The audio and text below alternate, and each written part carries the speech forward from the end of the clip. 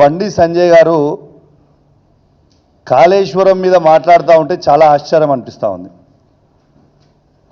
అసలు ఆయన అదృష్టం ఉండి ఫస్ట్ ఆఫ్ ఆల్ మన తెలంగాణలో ఉన్న ఒక మేధావి అయిన వినోద్ కుమార్ గారి మీద నువ్వు ఎంపీ గెలవడమే ఒక పెద్ద ఫ్లూకు. కరీంనగర్ జిల్లాలో ఫ్లూక్లో గెలిచినావు, అయిపోయింది. నీ అదృష్టం మంచిగుంది, గెలిచినావు, అయిపోయింది. నేను ఒక్కటే అడుగుతున్నా, బండి సంజయ్ గారు ఇంతకుముందు మా శ్రవణ్ కుమార్ గారు అన్నారు ఒక్కసారి అవకాశం ఇవ్వండి అని నువ్వు అడుగుతున్నావు అని.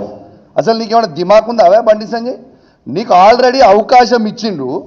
కేంద్ర 2 సార్లు ఎంపీ అయినావు, కేంద్ర హోంమంత్రి అయినావా బాబు. నువ్వు కేంద్ర హోంమంత్రి అయి ఉండి నువ్వు కనీసము కాళేశ్వరం గురించి నువ్వు మాట్లాడుతూ ఉన్నావు.